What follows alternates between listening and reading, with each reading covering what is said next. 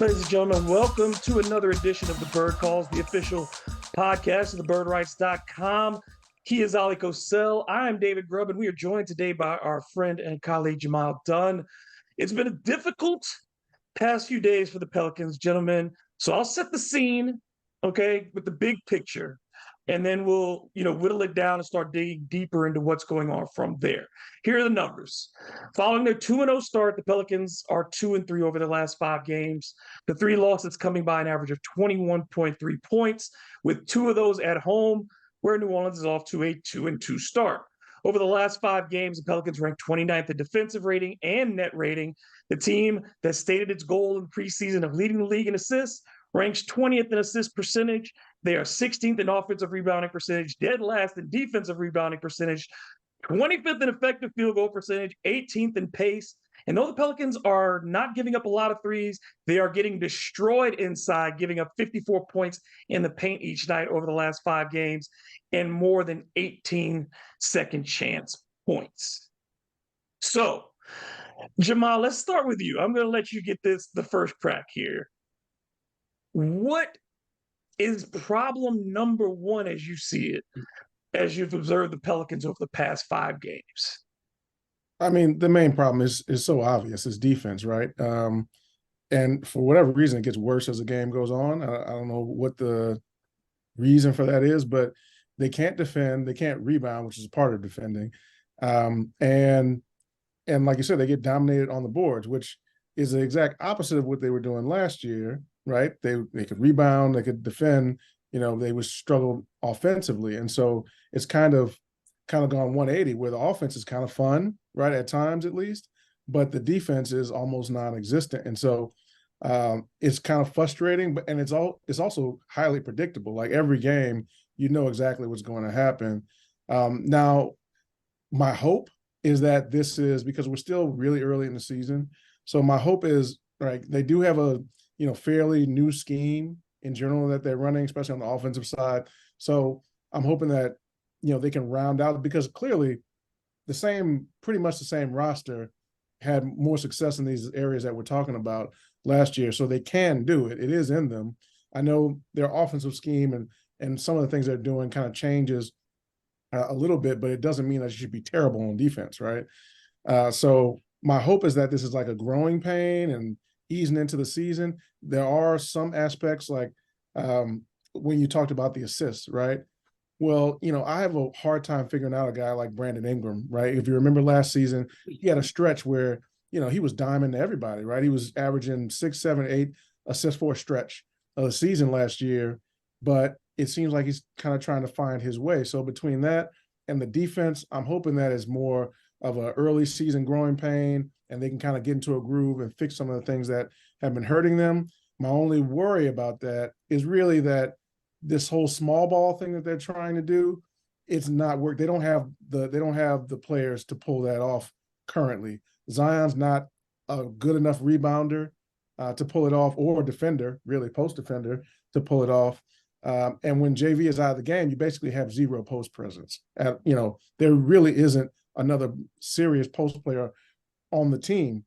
You do have Larry Nance, who I like, but everybody else is undersized, including him, right? So they lack size, and they don't have any guys who play above their size as far as rebounding and defense. So that is concerning, but I'm hoping that they can find a way to work around it, gang rebound, at least play defense and be in the right spots. Don't die on the weak side, things like that. But that's what I'm hoping. We'll see. Oleh, I want to give you a different type of question, because I do want to go back to the strategic things. I want to go back to the specific things, but something else. You wrote an article at the beginning of the season about this team hanging its hat on the defense, and we saw the activity. We saw the level of kind of just there was a buy-in defensively early on, and it seems since that Golden State game, the second half of that Golden State game in particular. And it wasn't just Steph Curry, because we watched Golden State really dominate the Pelicans on the boards. They had more energy. They wanted that game more. They were a team that was also down two significant players for their rotation. But they wanted that game more than the Pelicans did. And I think we've heard it from the broadcast team. We've heard it from just people in general that the Pelicans are getting outworked on a nightly basis. And you watch them and you watch their body language, and there seems to be a disconnect from where they started to where they are now. Are you seeing that? A little bit. Yeah, I can't deny that. They start off the year, you know, dotting their I's, crossing their T's a lot better. But for me, honestly, it's the second halves, right? When you look at just first half numbers, and this is factoring, right? Those duds that we've seen in first half against OKC, then the second halves, 3 of the last 4 games, that the Pelicans largely have been great first half team. Net rating, 3rd best. Defense, outstanding. Really, everything is great across the board except the rebounding, which is average, right? I think the offensive and defensive reboundings are hovering right there about I'll pause you right 15th there or for so. 1 second, though. In counting the first half, the first quarter is significantly better than the second quarter, though. It starts in the second quarter because No, the there's a second quarters, David, off are awesome. Second quarters is their best quarter by a mile. It's the first quarters that are a little bit more for the average. whole season. Over the last 5 games, that hasn't been the trend where they've started to fall off. I'm talking about all season long.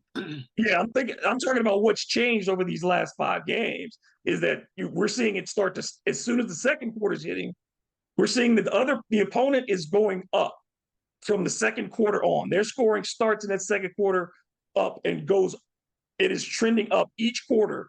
From the third is particularly bad. They're going, look at their first quarters here from the opponents and what the Pelicans opponents are doing in the first quarter, and then each ascending quarter after that. And they've been doing much better over these last 5. I haven't really noticed that trend. Like I said, I'll be honest with you. I feel like when they start second quarters, they widen the lead. They did that last night against Denver, right? They took, what was it, about a 6-point lead or so after the first quarter to getting it up to 20. But then, of course, the Denver Nuggets closed it to 12 at halftime, and that's been the pattern, right? The last 4 minutes, maybe of second quarters, yeah, David, I've seen that slippage about at that point. But overall, for me, it's just the third quarters. How can everything across the board be so terrible, right? They can't make a shot. The turnovers are by far the highest in those third quarters. The rebounding is just laughable in the second halves, which tends to portend almost every other statistical category. So I don't understand it. A team that can do things reasonably to really well in the first half can't really do a darn thing decently even in the second half. And I think that's where they're at, right? And here's something I also want to point out. I noticed against the Warriors and the Atlanta Hawks, it was a complete almost effort, focus, right? All the above, right? All the things you don't want to see. I thought against Denver, they actually showed a lot more effort, tried to show some focus. Like, for instance, I saw Zion really trying to box out in that third quarter. I saw some other good things as well. I just felt like once the snowball, the avalanche, whatever you want to do to describe it, once that starts by the opponent, the Pelicans are just left scratching their heads. Last night, they had a 7-point lead early in the third quarter. Jonas gets hit on an attempted dunk at the rim by Gordon, no call. Zion, next couple minutes, had a couple drives. You saw it on the replay, cross the arms, no call. Delay a game against the Pelicans. Offensive foul on JV for a screen. There was suddenly this about 5-minute stretch to where they kind of took it out of their hands, but also, I'll tell you what, Denver got seemingly like everything went their way. It's in their house, yes, but what I'm trying to get to is that against the Warriors and the Hawks, they fell on their faces. Last night, it wasn't so much that, but yet, like I said, when that snowball started coming down the hill, they couldn't do anything to change it up, right? Willie Green going to the bench, the guys on the court, the stars like Zion B.I., nobody seemed to be able to slow it down. And that's the biggest problem for me. Out of half times, David, it's just they can't get their footing for whatever reason. This team seems to be devoid of leadership in a lot of ways, and that's been something that's been their critique externally for a while. And now you take CJ McCollum out of the mix for however long he'll be gone dealing with this collapsed right lung, which he's dealt with before. And from the reports, David Griffin says he won't be out an extended period. But anytime CJ is gone, it's a negative for this team in multiple ways, not just in what happens on the court. It's a negative for their mentality. And I think we've seen early on some real problems for Zion and for Brandon. And those two have been asked to step up, and we've not seen that through 7 games. We've not seen either one of them be the leader through these first 7 games. Has that been surprising for you guys, considering what we heard about these two in the offseason, that they had bought in, that this was the most they had ever been around, this was the work that was being done, that BI was doing everything that you could ask them to do? And yet, from what we're seeing on the court, especially right now, there's a disconnect. Neither one of them is the alpha, if that's the word we want to use, of this team. No one seems to be at the helm on the court, particularly, Oleh, like when you said, when things go wrong, no one is taking charge and saying it stops now. And Oleh, I'll let you start on that. No, you're absolutely spot on there. You watched it last night. Denver fell behind by 20 points. They didn't panic. They started going to Jokic, right? He got every touch on every offensive possession seemingly once it became like that crunch time for them, go time. And yeah, for the Pelicans, you don't know who's going to be that guy, right? I feel like Brandon's tried, but again, he's definitely not in rhythm. We've talked about it for years. Usually after injuries, he needs some games to adjust, get back his rhythm, whatever, feel comfortable. He hasn't looked comfortable yet since probably last season, right? The FIBA whole tournament was kind of a bad experience for him, right? I don't need to rehash that. But you still hear good things, like you said, David. And I really believe that these guys put in the work. But the problem is, on the court, it's not showing up, right? They're not meshing. And you don't expect them to look like Denver, right? I know they were missing Jamal Murray, but that's a championship team led by a guy who's the best player in the league, and he knows it, plays like it. Zion's played 29 games in the last 2 years. I think we've kind of underrated that part, because when I watch him, and Antonio Daniels has made mention this a few times on last few broadcasts, to where he seems to see Zion kind of scanning, right, the court, trying to pick his moments, those first 4 minutes where he's going to attack. And usually to form, Zion plays much better when he comes in. That's for that second go around at the end of the first quarter and into the second quarter, right? And I noticed that yesterday as well. And so that's a problem. It seems like he's trying to figure out a way to make an impact, because right now, getting to the rim's not easy for him, right? If you look at his raw stats, he's shooting 50% from the field. This is a guy that has averaged largely 60% from the field. Also, most of his attempts in his career, they come within 0 to 3 feet. Now he's setting more for 3 to 10 feet, right? So across the board, there's these indicators that show that Zion's not in his usual place. So to me, that indicates rust, especially when you see him at times, right, be in the right spot defensively, try and box out, and other times he doesn't.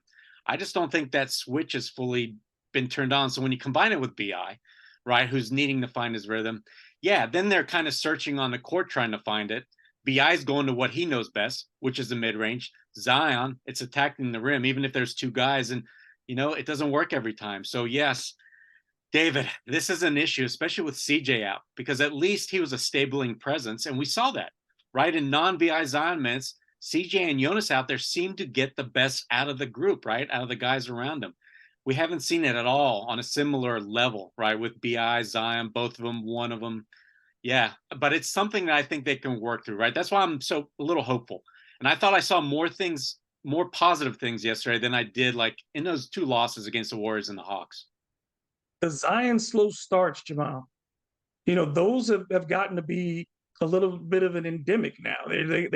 It's pretty consistent that he's not getting points in the first quarter, and not getting touches either. I mean, really, good situational touches for him on the move, which the Pelicans have said time and time again, they don't want Zion stationary. They want him moving. That's when he's at his best, is when he's moving.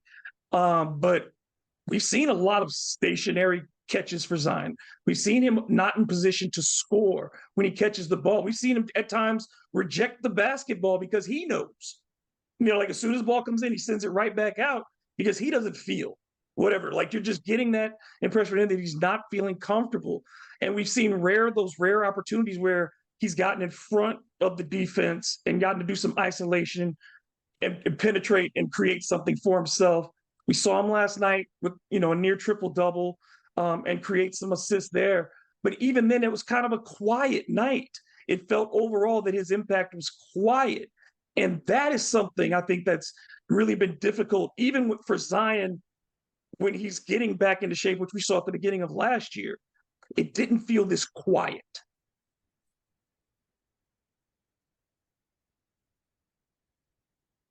Yeah, that'll help. Sorry, guys. There you go. But it's something the coaching staff is going to have to make a concerted effort to get him going, because you're right. Early in the games, and one thing I've seen Zion, even throughout all of his time with the Pels, is sometimes he doesn't know where to fit in, right? And it's because he starts and stops with his minutes, right? And you're playing 10 games and then you're out for a certain period of time. You play 25 games and then you're out for 40 games. And it's hard for him to get a rhythm with all these guys he's playing with. And it always seems like, especially at the beginning of seasons or when he's coming back from some, stint being injured, it always seems like he doesn't quite know where he's supposed to be, right? When you look at other players, you look at Luka, you look at even Ja Morant, right, when he's on the court, there's never a question about where I'm supposed to be, where I'm going to get shots, where I'm going to get the ball. Doesn't matter whether the ball's going in or not that night. They're getting their shots in the same spots, doing the same actions every single night. With Zion, because things seem to change so much, players in and out of the lineup, he's in and out of the lineup, now scheme changing a little bit, and every time you kind of see him have to sort of relearn how to play with these guys. And, I think to Ollie's point earlier, we kind of forget a little bit, or we really don't forget, but we kind of undersell sometimes how few games this guy has played, right? He's basically played a season and about a third, maybe a season and a half, in terms of total games over this, over his career at this point. And so he doesn't have a normal, right? He doesn't have a normal. Like Luka can go into a game and he's probably like a robot at this point, right? He knows exactly where he's going and what he's going to do. It's just a matter of whether the ball goes to the hoop or not. But Zion does not have a normal, and I feel like sometimes, especially early in seasons, that can catch up with him.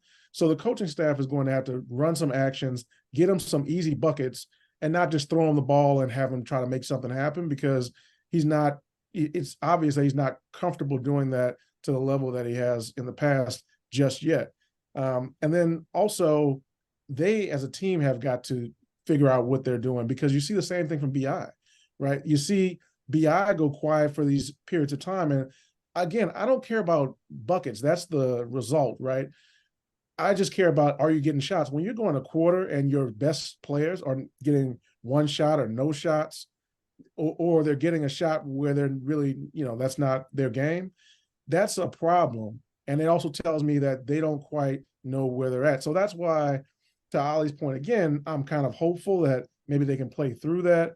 And as they play more games together, hopefully they can both stay healthy, play more games together, and then they'll start getting in a rhythm of win. Because we've seen for short stretches like early last season, when they both kind of got it. And it was, sometimes they weren't on the court together.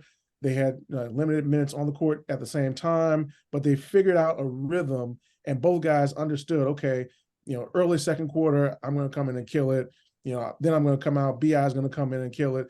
And right now, it just seems that whole process seems disjointed, which is crazy to say, because the offense really hasn't been bad, despite these guys not really knowing what's going on as far as the stars.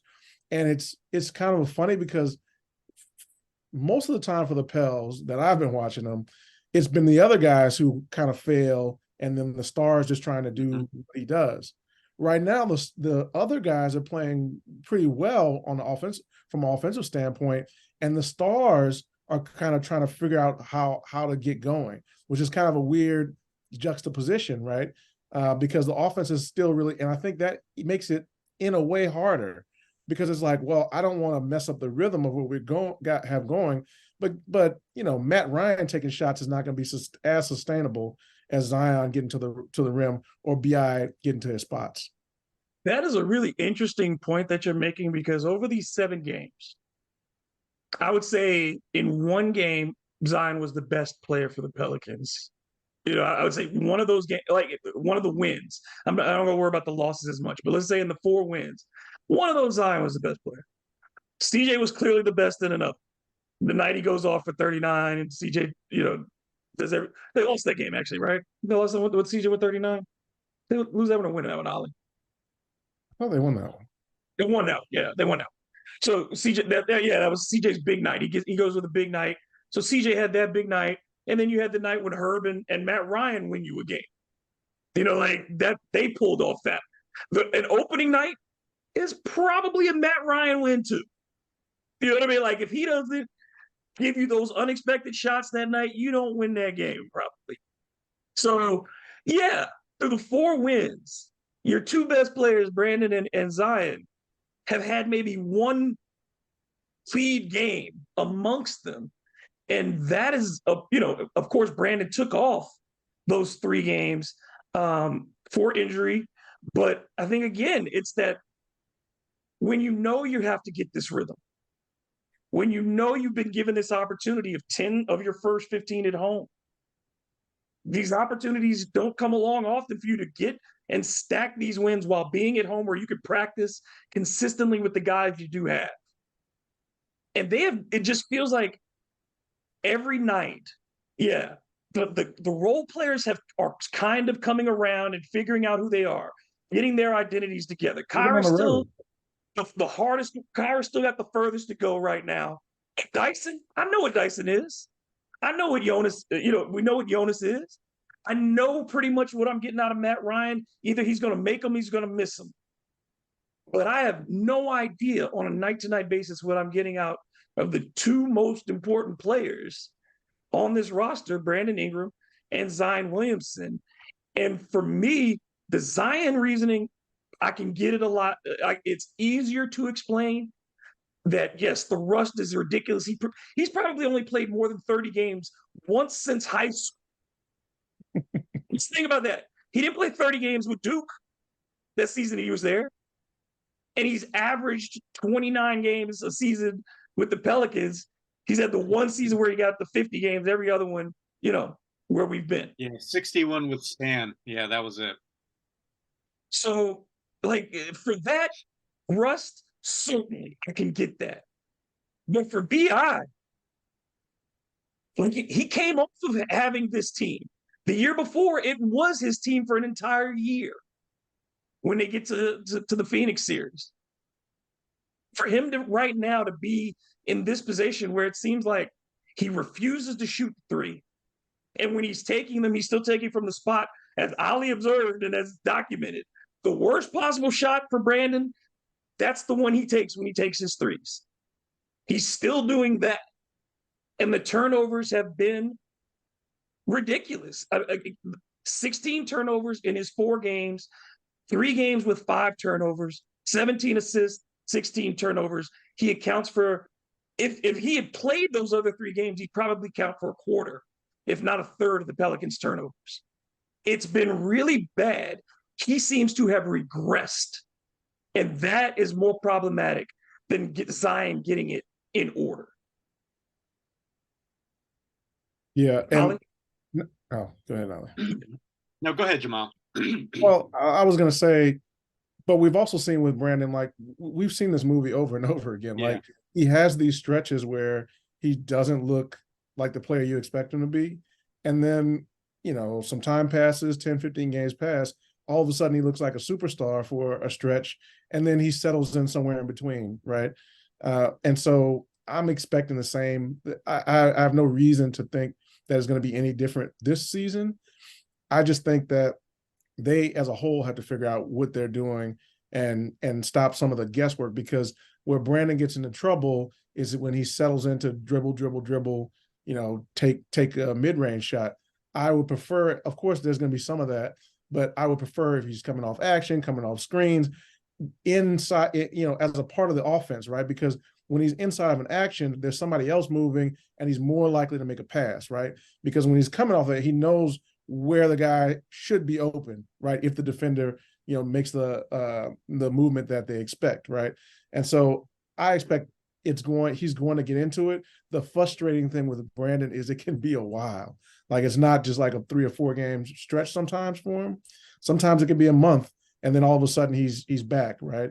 So I don't know how long it's going to take, but I don't doubt that he's going to get some good basketball in this season whatsoever. I just think for them as a coaching staff, seeing your stars struggle, I mean, the good news is that your offense is still like really functional despite your stars struggling offensively. The bad news is, okay, we've got to figure out a way to scheme them some easy looks to get them going, get their confidence going, and just get them as a part of the offense rather than just sort of getting the ball, making a move, and then finding the shooter, which isn't horrible, but it leaves them a little bit disjointed in their own games. What's weird, Ollie, is that, and I'll let you comment on both of these things, Brandon, as well as when we talk about the offense, the first 3 games of the season, the 3-point shot was trending upward, the number of attempts. The last 4, down. You're still around the same amount of makes, but the attempts have come back down to where they're putting up basically the same amount of attempts as they were last year. And this is, certainly Trey is a part, it would be a factor, but you got Jordan Hawkins taking 14 threes in a game, and Trey didn't get that number until the last month of last season. I think it's over 10 attempts in a game. So Jordan is certainly, kind of taking up those shots. But as a whole, it feels like the principles that were working so crisply, ball movement, as you said, it starts dying. The motion starts dying. The assists start dropping, and guys start not moving on offense. And it starts with your most important guys, because everybody else knows they have to work. None of these other guys are going to do it on their own. They need to work off the stars, but we're not seeing them move. And so nothing is moving. Yeah. And then that's what we get the end result, right? Start the third quarter and it filters on through whoever's in the game, right? There's no Jordan Hawkins coming off the bench or Matt Ryan saving that precipitous fall by that point. And yeah, going back to Brandon real quick, that he's out of rhythm for several reasons. One, he's not shooting that 3-point shot. He's avoiding it. And you notice him attempt a couple in the first quarter, and usually he misses, right? And then he goes away from that. But here's a bigger concern to me. He's not getting to the rim either. He's not getting to the free throw line. Now, he's not that 10 per game like Zion, more mobile LeBron when he was younger. But Brandon was still good for maybe those 6 or 7 attempts when he's in a really good groove. And we're just not seeing that either. So I don't know personally if he's fighting so much as rhythm as he's trying to make sure that this offense runs. Because I've noticed since started training camp how many conversations he's had one-on-one with James Borrego. And so it's obvious that they're trying to figure this out. But for whatever reason, it hasn't worked out yet. And of course, Brandon missing 3 games, that's going to put a dent, as we know, for somebody like BI in getting everything smoothed out. But yeah, it's funny how this team seems to function. I haven't figured it out yet with this specific group this year. Do they derive their offense from the defense, or is it vice versa? Because at first it seemed like, right, David, as you mentioned, the first handful of games defensively were stellar, and it seemed like that's what pushed them right to these good wins. That's what got the offense going and such, the movement. But the last few games, I feel like it's been the offense that they really got the juice from. And once that dies, well, we've seen what's happened, right, in the last 3 of the 4 games. So as we know, this has to be, and as Fish has been pounding the rock the last 24 hours, that this team doesn't feel like a Willie Green team where it's defense first. It's that hustle. It's that rebounding, right? It's taking care of your fundamentals, which they've become so poor at. So while I tried to write off that Denver game as not being as bad as maybe some of the others, like that third quarter, it's still bad when you consider they're still giving up those offensive rebounds. They know what's the problem, and they can't clean it up. So that to me says this is going to take maybe at least a couple of games, right? Maybe a couple of weeks to figure out. This is something where you can show the guys, they'll get it, and it translates, because they've been poor rebounding since even in preseason, right, David, we were talking about this. So they haven't even checked that box the entire year yet. The shooting largely has been down, but they've now stumbled into something there. But the assists, they haven't been there yet either. So, yeah, David, it's a concern when you add in the opponent points in the paint, that something you prided on, and the points off turnovers. There's just a lot of glaring issues right now for this team. And like I said, I don't know what it's going to take for them to turn it around. Like, I know in my heart it should be defensively, but I'm not sure with this group, with this starting five, that you're going to get that, right? How much is Willie struggling with his rotations? I mean, I think that's a legitimate question as well, because the timing of some groupings, the players that he puts alongside Zion, whether you need to put more shooting with Zion or you need to put better defending around Zion. I'm of the mindset that the most important thing around Zion is always defending. Like, it's always got to be people who can help him and make his life easier, because you're going to get clean shots. And these are NBA basketball players. You are going to get opportunities when you play with Zion Williamson. You have to have shooters on the court. This is the NBA. That immobile shooters who can't defend is not the way you help Zion Williamson. He requires guys who are versatile. He requires length. And that is something that they can't grow. They don't have that. But I don't think we've seen enough.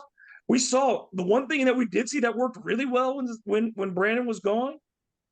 Jonas was getting 20 and 10 again.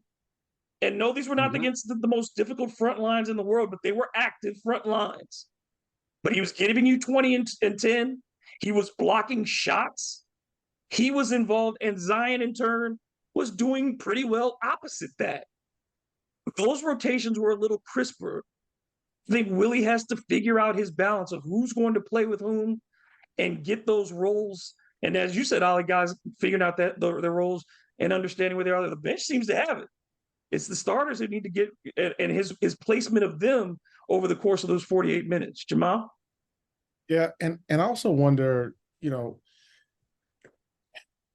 how much of this slow start is just sort of Zion coming back from these injuries and things along those lines, because and I hate to say this because this is always a conversation around him, but I feel like because I've noticed in some games, like, he's way more active in like the second quarter, defensively I'm talking about, and then later in the games he seems to get tired, right? I never want to say it, right, because it's such a lame and old, oh, he's fat, right? Yeah, and it's not. He is tired. Yeah, and so to your point, David, having more defensive guys around him, because forget the shooting. When you can get stops, you get him easy opportunities where he's not, because when you don't get stops, he's lining up against these defenses that are set, and he can score against that, right? He can get in there and score over three guys with some crazy off the glass shot, but it's hard work, right? And for a guy who's working himself back into shape, NBA shape, that takes a toll as the game goes on, right? So that's kind of the part that I don't know how much that plays into it, but overall, I just think it's on the coaching staff to get some of these things corrected, because to your point, none of this is talent, and a lot of these areas they were good in last year with essentially the same guys. So we know they can do it, right? It's just about getting them in the right spots and getting everybody comfortable enough to do it. So that's got to be on Willie. And I know they're bringing in this new offense with Borrego and all that, but you can't get away from your fundamentals of who this team has been under Willie, over his first few years here. I think he was just a little too quick to heap the praise after 2 games too. Yeah, like this is a team that hasn't won anything, and I understand Willie's a positive person, and I think he, amongst the coaching staff, and I think individually 2 guys, if that's you've seen coaches do that and say, you're the best, you should be dominating your position all the time, boom, boom, boom, boom. But public praise like that, it has to be earned. I think. I don't think you'd see, and we do this for comparison. I don't think Greg Popovich would do the same for Victor Wembanyama and say he's the best player. You know what I mean? Yeah, Like he's he gonna had the make you earn. chance to. He had the chance to early this season when Wembanyama had that whatever 30-point game, and reporters asked him about it, and he said, "Yeah, it was a good game," but pointed out a few things that he didn't do well, and said he still got a ways to go, and that he needed to be more consistent, which is true, right? And so, you don't heap the praise, especially early in the season. Yeah, Publicly. Right? Like yeah, both of these guys are sensitive guys. We know Brandon and Zion need positive reinforcement. And I think that is also kind of an issue too for them as a group. To have to this is not a sport that guarantees you positive reinforcement. This is a sport where you got to generate that yourself on a lot of nights because there are going to be those quarters where you do get a 1 for 10 shooting, half or whatever, and you got to flip that into a 10 for 11 shooting half in a second. And their sensitivity in that regard, again, it's a little bit more, you're a little bit more permissive on the 23-year-old than you are the guy who's essentially been given the franchise Yeah, from and the day. David. Yeah. Yeah, and David, listen, what did Zion say in his post game yesterday? He said that he's looking towards more of the leadership of JV, BI, and CJ. And I think he threw in Larry because he knows he's not there. He knows he's got whatever Jamile said, a year and a half at the most under his belt. So he's not Would be ready to right. lead yet. Mm-hmm. So, yeah, that's why you're right. With Brandon, it's got to be his team. He's getting announced last. He's had some really big moments the last couple of years. And everything seems to be building towards having that full season. But yeah, he has started off slowly. And I don't know. I feel like he has started this year more slowly than I can recall, right, in years past. And I know Willie Green's rookie season, the team was terrible. What was it? BI was playing a lot of one-on-one, right? Not trusting the offense. But this is even worse to me. Now, Brandon, it just doesn't really have any kind of effectiveness, right? He's not making any kind of impact anywhere. He's not raising this team up around him at all. And that's scary to me. That's probably the worst. Yeah, this is the scariest part for this entire team dynamic right now. It's BI. He's not doing it right now. yeah. He's playing joyless basketball. I don't see that guy. Zion, what I see is frustration. Mm-hmm. You know what I mean? Like I see a guy who is upset that he can't do what he wants to do. BI, there's something else. Jamal, it just there's something not right there. Yeah, and I've had a weird feeling about BI, even in the summer with the whole Olympic team thing. I think you kind of underrate what that may have done to his confidence because, right, you get on this all-star team full of, some of the best players in the NBA, and then you essentially get benched, right? And you get benched for a lot of the reasons that we're talking about, kind of being a one-trick pony that can't help the team in other ways other than putting the ball in the basket from specific spots. So I think that may have played a little bit more. I also thought like in the preseason, he was a little bit strange, a little weird, like just not his normal self that at least I've seen over the past couple of years in terms of, some of the interviews that he gave. And so I and this is playing armchair psychologist, whatever, take it for what it's worth.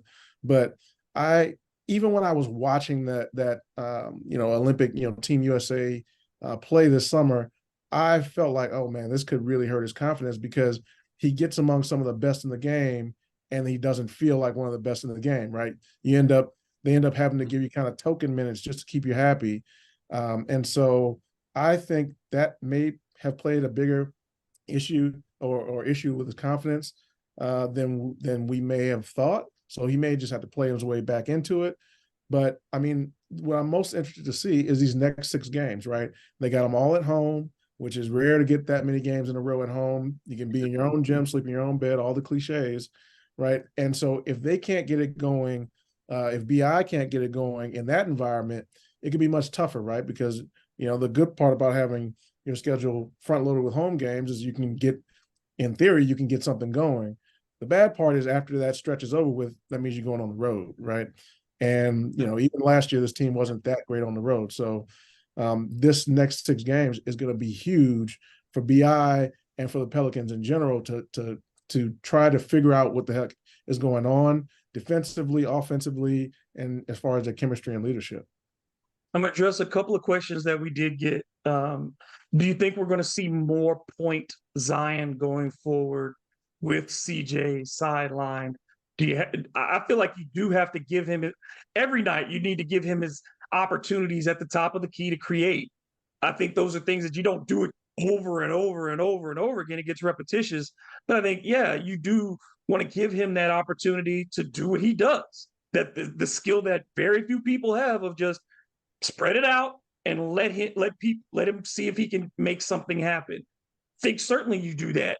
That's what makes him comfortable. But you don't turn that into the whole offense. But I think they should do some things like that.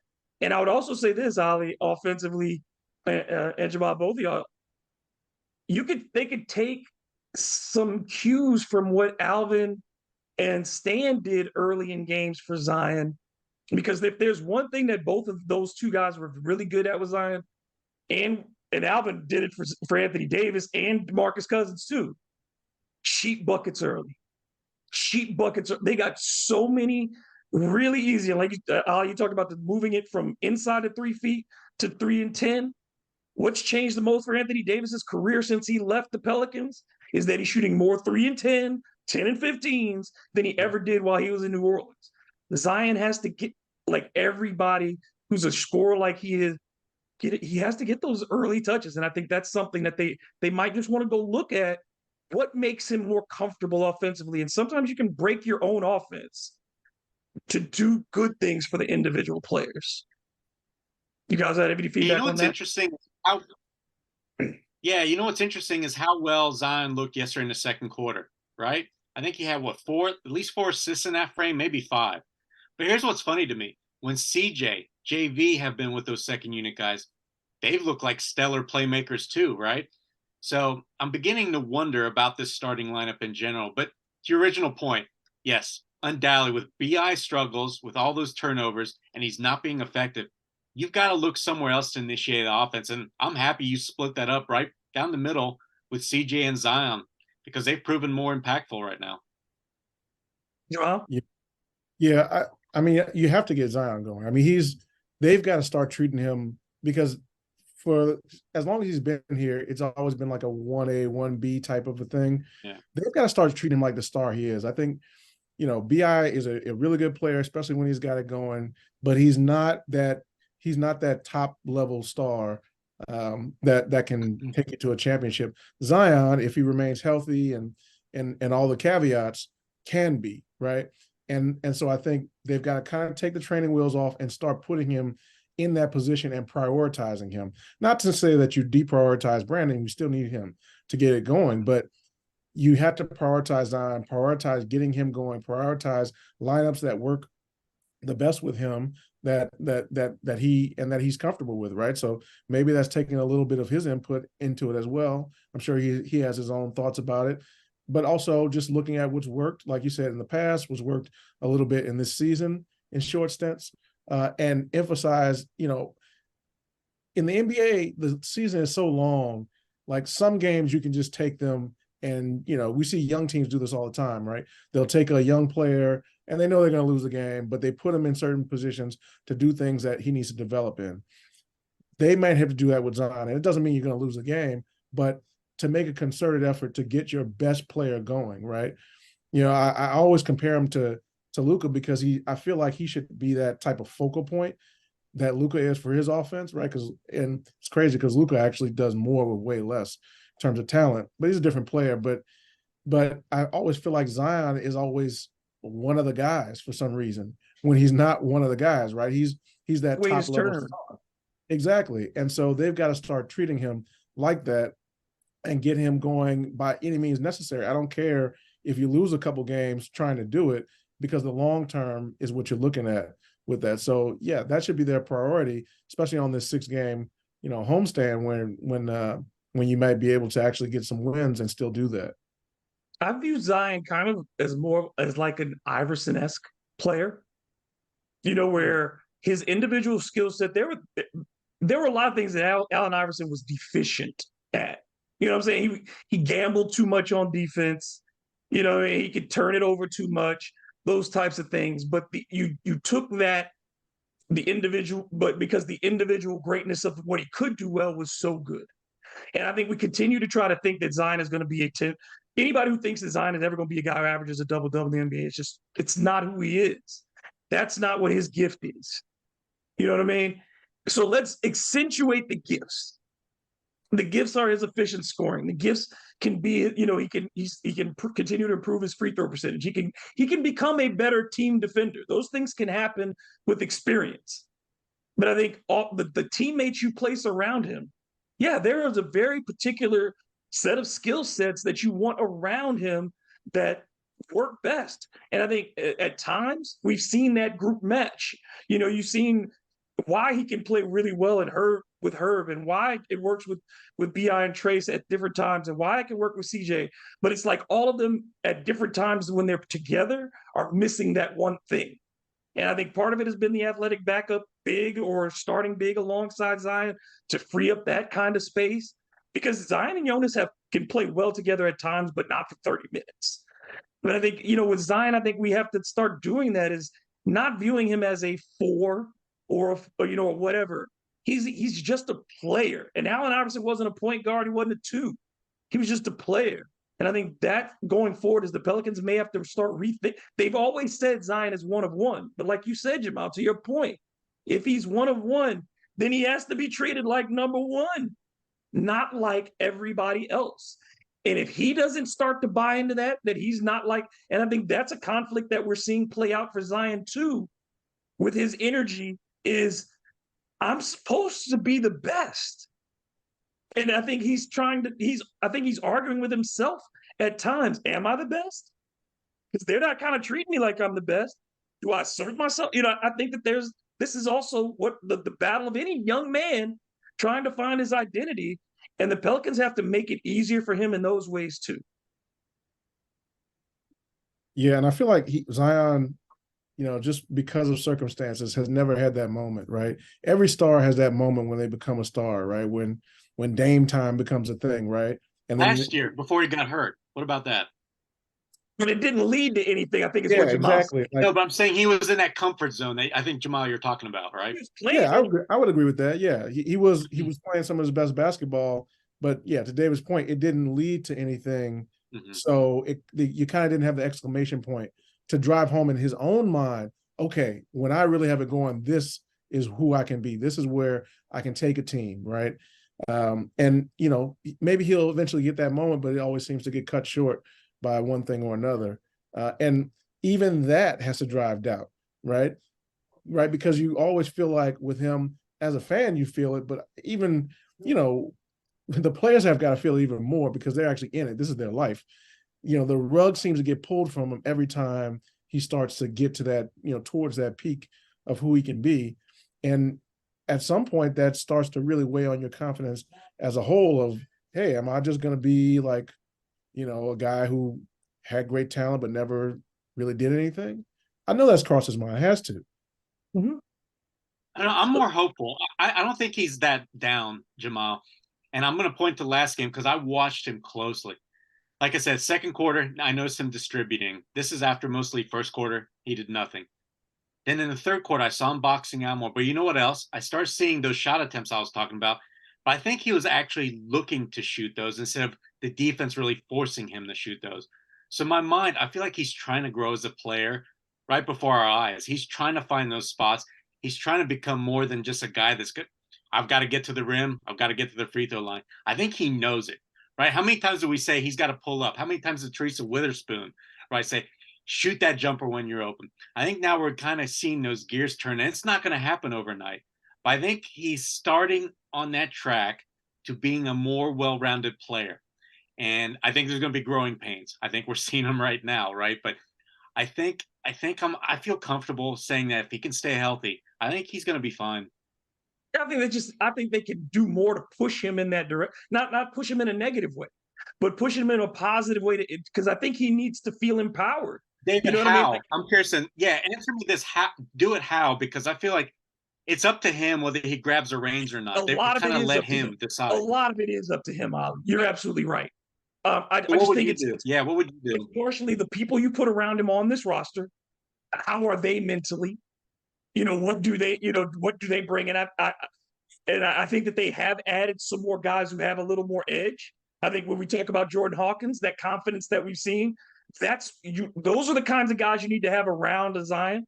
Trey is certainly one of those guys who exudes confidence, and that come on, man, you the big fella, come on, take us.